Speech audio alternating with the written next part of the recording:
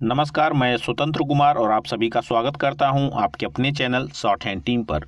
तो दोस्तों, आज के इस वीडियो में 488 शब्दों के डिक्टेशन को हम लोग लेने वाले हैं। इसे हम लोग दो अलग अलग स्पीड में लेंगे। पहली बार में 70 की स्पीड में, दूसरी और आखिरी बार में इसी डिक्टेशन को हम लोग 80 की स्पीड में लेने वाले हैं। 70 की स्पीड में आपका डिक्टेशन स्टार्ट होगा 5 सेकेंड के बाद। तब तक के लिए आप रेडी रहें।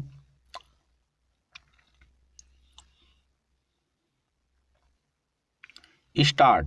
महोदय जी, अन्य घोटालों की तरह तेल के बदले अनाज का कथित घोटाला नेपथ्य में चला गया और उस पर होने वाली राजनीति केंद्र में आ गई है। उस घोटाले के बहाने विपक्ष अपना हिसाब कर रहा है और सत्ता पक्ष के लोग भी अपना अपना हिसाब निपटा रहे हैं। जिस पाठक अधिकरण को जांच का जिम्मा सौंपा गया है वह अपना काम कर रहा है, लेकिन लगता है कि किसी को भी उसके काम पर एतबार नहीं आ रहा है। इसलिए सारे झगड़े जांच की रिपोर्ट आने से पहले ही निपटा लेने की कोशिश हो रही है। मुख्य विपक्षी पार्टी भाजपा इस बहाने अपने अंदरूनी झगड़े और उमा भारती के निष्कासन से पैदा हुई स्थितियों को चर्चा में आने से रोकने की कोशिश कर रही है और कांग्रेस पार्टी की सारी कोशिश इस बात के इर्द गिर्द घूम रही है कि किसी तरह से इस घोटाले का एक भी दाग कांग्रेस अध्यक्ष के दामन पर न लगने पाए। कांग्रेस की इसी विरोधाभासी राजनीति का शिकार पूर्व विदेश मंत्री नटवर सिंह हो गए हैं। असल में ओलकर रिपोर्ट कोई ऐसा मसला नहीं है जिस पर इतना बवाल मचे। इस रिपोर्ट में दुनिया की 200 से ज़्यादा कंपनियों को घोटाले में शामिल बताया गया है, लेकिन कहीं भी इस कदर हंगामा नहीं मचा है। रूस, चीन, स्पेन आदि देशों ने तो इस रिपोर्ट को कोई तवज्जो नहीं दी। रिपोर्ट तैयार करने वाले पॉल ओलकर भी इसे एक अंतरिम दस्तावेज ही मानते हैं, जिसे उन्होंने इराक की अंतरिम सरकार की ओर से मुहैया कराई गई सूचनाओं के आधार पर तैयार किया है।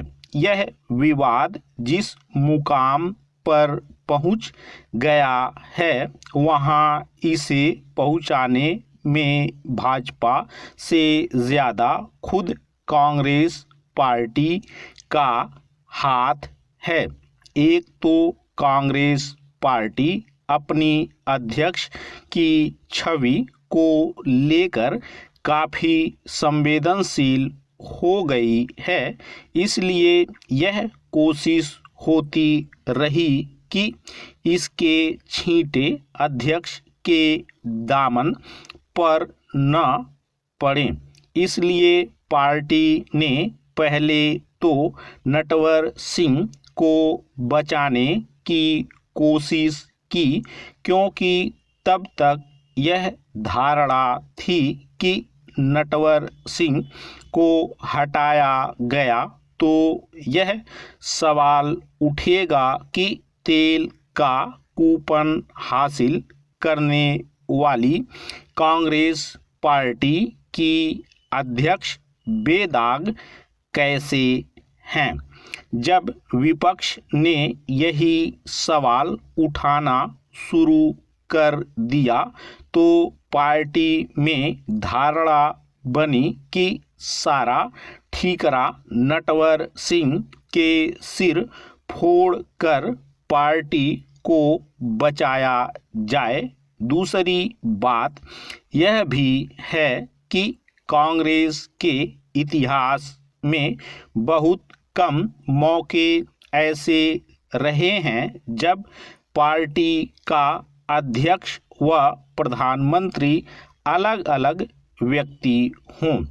अभी ऐसा है, इसलिए भी सरकार व पार्टी बेहतर तालमेल के साथ काम नहीं कर पाए और पार्टी इसमें फंसती गई। अब इतनी फंस गई है कि नटवर सिंह के इस्तीफे से भी कांग्रेस का कुछ होने वाला नहीं है। नटवर सिंह के बाद विपक्ष के निशाने पर कांग्रेस अध्यक्ष होंगी। दूसरा खतरा यह भी है कि पार्टी का अंदरूनी झगड़ा और बढ़ सकता है, क्योंकि इस पूरे विवाद में कांग्रेस नेताओं की आपसी खाई कुछ ज़्यादा ही चौड़ी हो गई है। स्टॉप। दोस्तों, इसी डिक्टेशन को दूसरी बार में हम लोग 80 की स्पीड में लेंगे और आपका समय स्टार्ट होगा 5 सेकंड के बाद। तब तक के लिए आप रेडी रहें।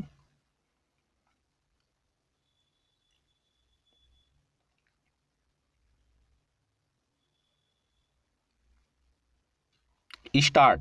महोदय जी, अन्य घोटालों की तरह तेल के बदले अनाज का कथित घोटाला नेपथ्य में चला गया और उस पर होने वाली राजनीति केंद्र में आ गई है।